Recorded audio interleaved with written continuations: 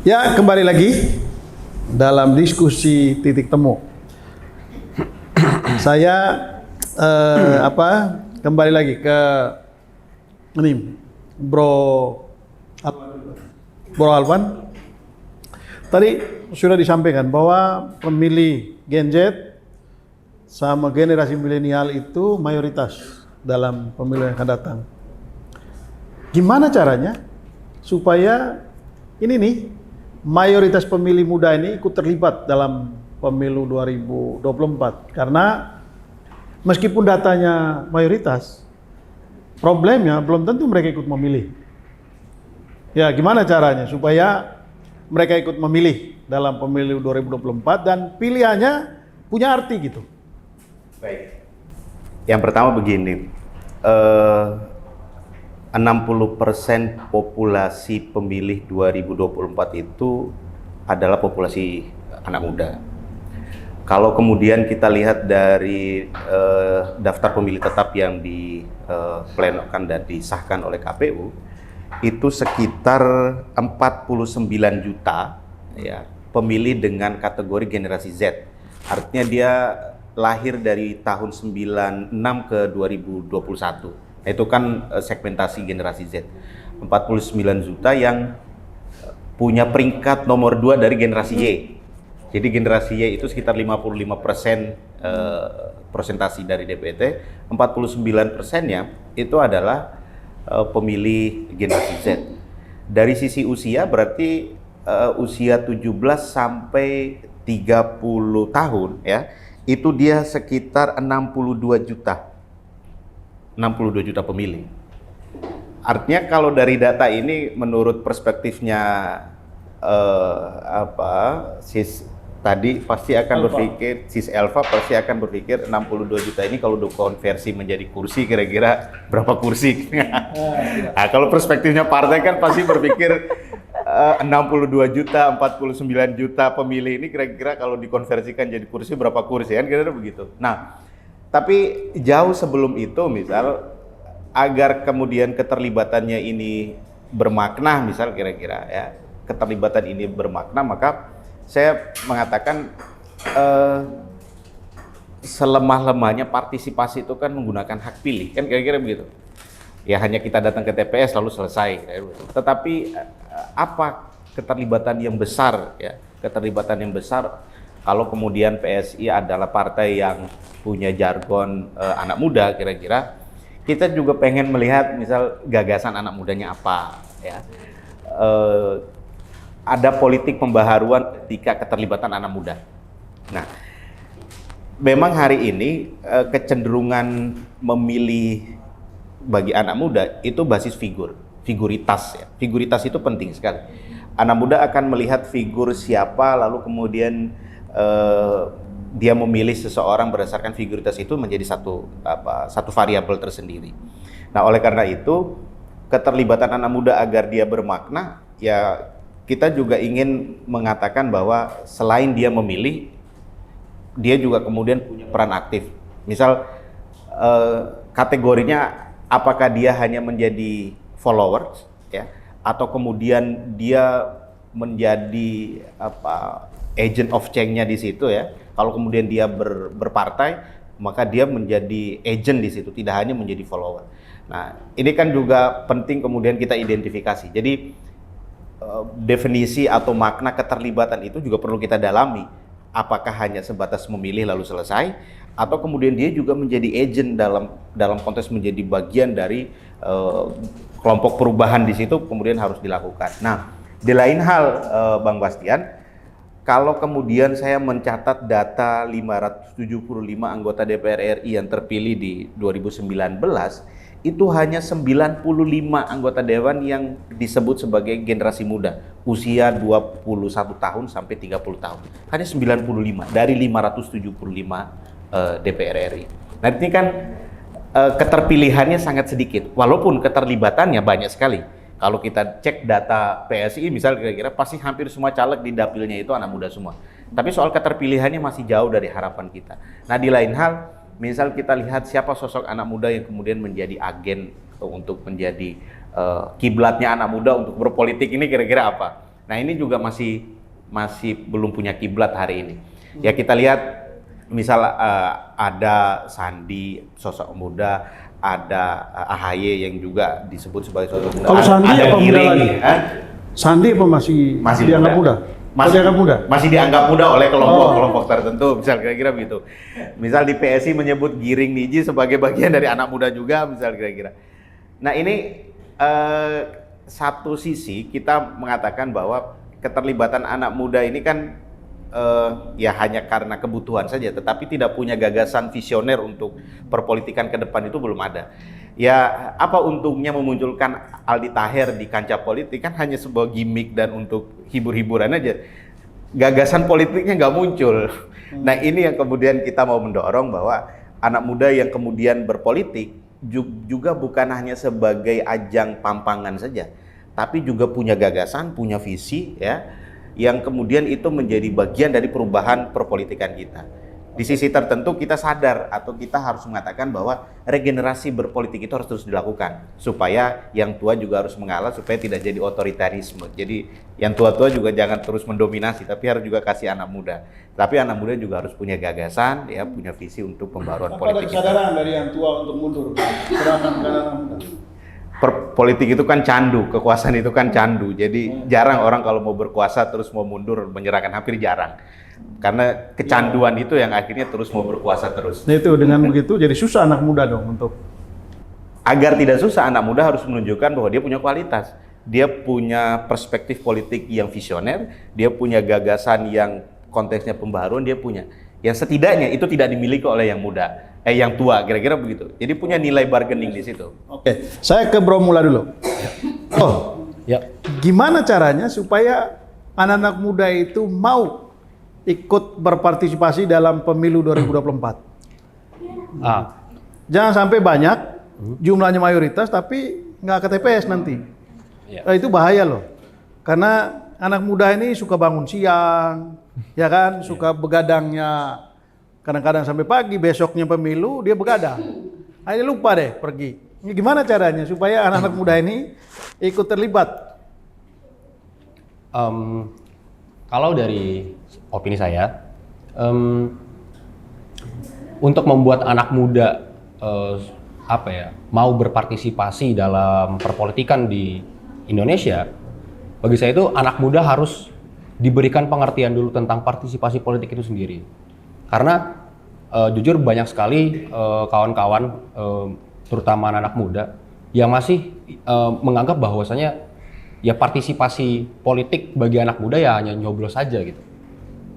Hanya datang ke TPS, nyoblos, selesai. Ya memang itu bagian dari partisipasi politik.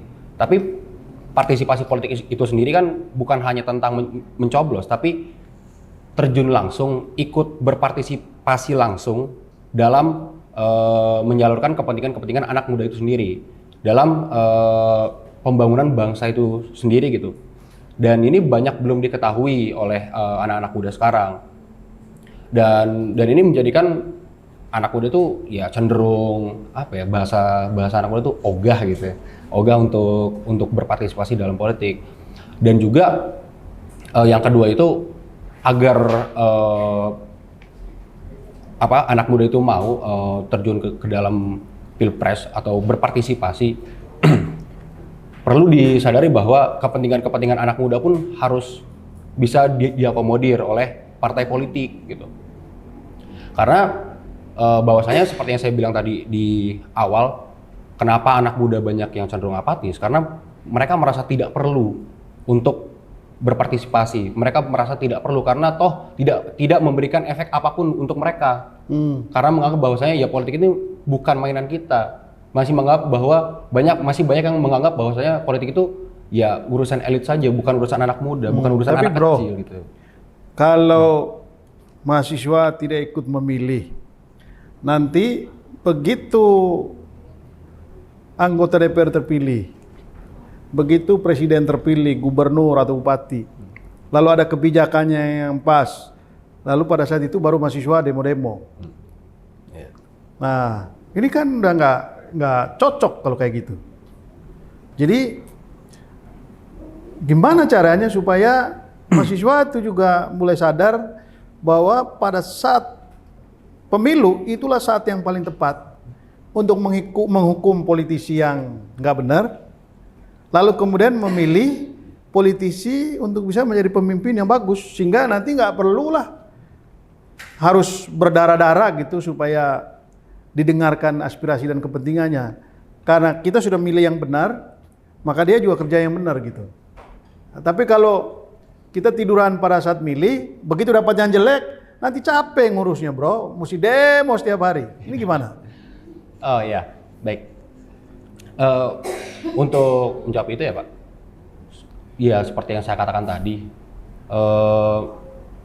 kenapa pada akhirnya juga muncul sekarang tren bahwasanya ketika ada mahasiswa atau mantan aktivis yang masuk ke dalam perpolitikan menjadi calon legislatif atau yang lain sebagainya, itu dianggap sebagai seorang pengkhianat atau apa?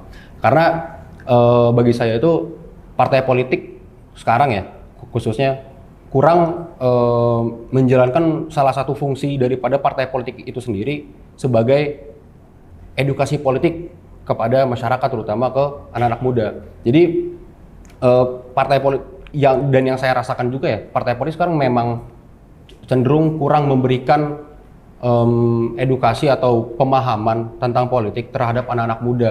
Jadi besar harapan saya kepada partai politik sekarang, terutama dari Alfa juga ya, untuk bisa menjalankan salah satu fungsi yang fundamental itu dari partai politik untuk bisa memberikan edukasi kepada anak-anak muda khususnya.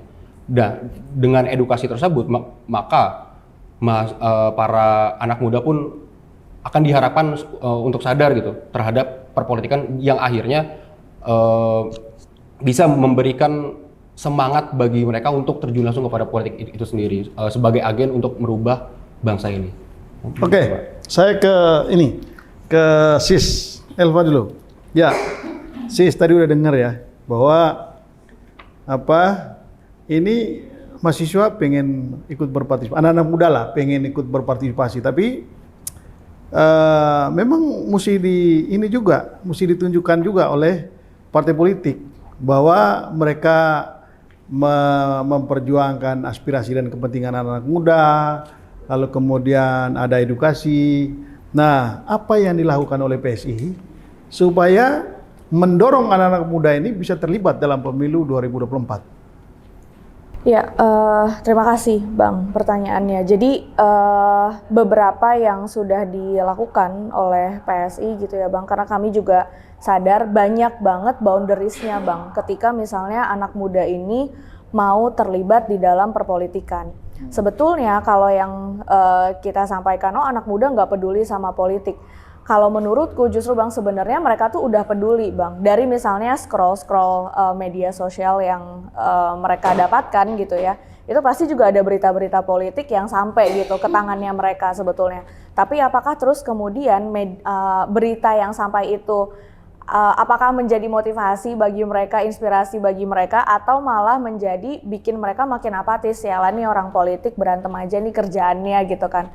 Ya lah nih orang politik begini-begini aja terus nih, mana kebaruannya gitu kan. Tadi Bro Mula bilang nggak berpengaruh secara langsung juga gitu terhadap hidupnya anak-anak muda ini, kira-kira begitu Bang. Jadi sebenarnya mereka juga punya perhatian terhadap politik gitu, bahwa memilih kemudian ke TPS gitu untuk memilih itu udah the next level tuh Bang. Artinya mereka udah merasa memang gue perlu nih untuk memilih gitu. Dan juga misalnya keterlibatan mahasiswa, teman-teman mahasiswa aktif di diskusi-diskusi di kampus gitu, itu juga menurutku salah satu bentuk partisipasi politiknya mereka gitu, bisa dikatakan seperti itu. Nah, kemudian yang dilakukan oleh PSI dalam rangka merangkul teman-teman anak muda ini, beberapa program di PSI gitu ya Bang, baik itu di DPP maupun di DPW. Itu yang pertama adalah ada program magang Bang. Jadi kita buka program magang. Hari ini kalau misalnya teman-teman muda itu merasa, apa sih emang di partai politik kerjanya ngapain sih gitu. Partai politik menjadi institusi politik yang sangat tertutup gitu, yang tidak diketahui oleh orang kerjanya ngapain gitu Bang. Itu kan akhirnya memang membuat gap ya antara institusi partai politik dengan masyarakat atau dalam hal ini dengan mahasiswa gitu.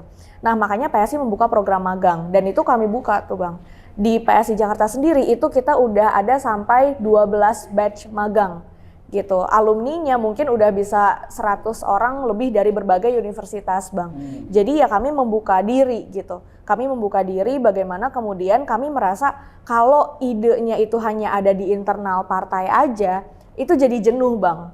Gitu kan, itu jadi jenuh dan idenya pasti itu aja. Makanya kami ajak anak-anak muda untuk bergabung magang di PSI Jakarta. Ngapain aja gitu, ya enggak cuma sekedar mereka bikin kopi atau bantu fotokopi dokumen gitu, enggak gitu Bang. Bahkan mereka terlibat langsung di dalam beberapa pengambilan keputusan penting partai politik gitu. Mereka diikut sertakan di dalam rapat-rapat internal partai, mereka disertakan di dalam rapat-rapat fraksi waktu itu. Bahkan di fraksi itu anak-anak muda ini mensupport anggota-anggota dewan kami untuk bikin misalnya pandangan umum di sidang-sidang paripurna gitu, atau misalnya membuat brief tentang terkait apa perda yang harus kita perjuangkan seperti itu Bang.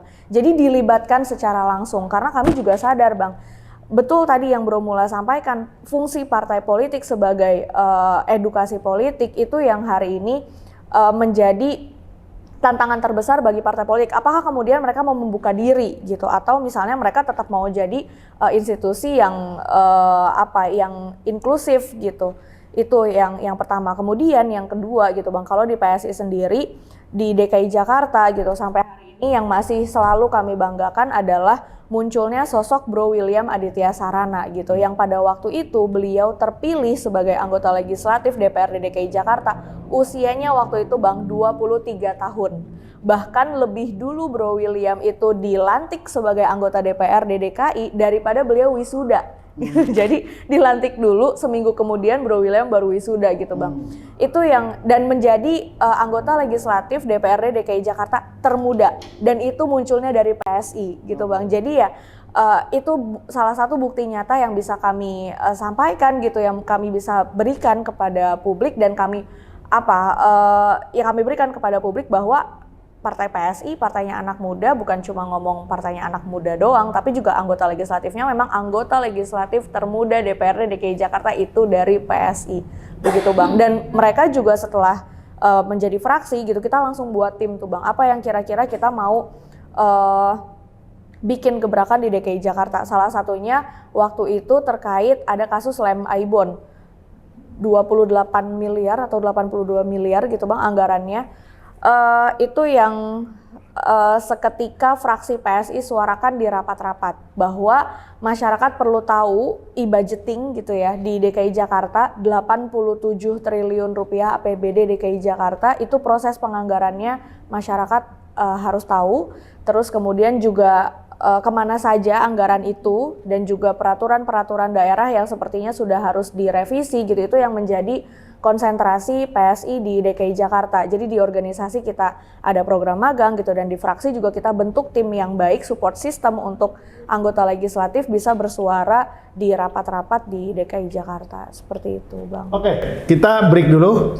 Setelah yang satu ini kita akan lanjutkan, dan ini obrolan kita semakin menarik.